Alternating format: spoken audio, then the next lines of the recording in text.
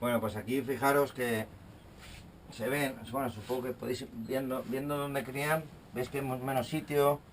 Y luego aquí pasaba, que igual podías encontrar un nido ahí, pero ¿qué ocurre? Que llegaban muchos pollos de patia amarilla, ahí tenéis uno, son muchos que mueren, ya extenuados.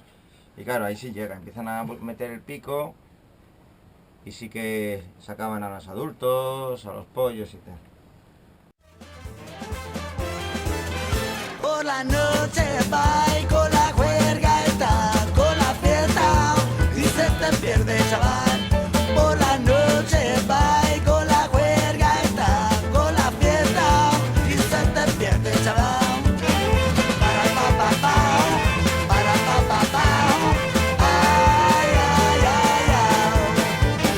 Para pa pa pa, para pa pa pa, ay ay ay ay. Por la noche va y con la juerga está, con la fiesta y se te pierde, chaval.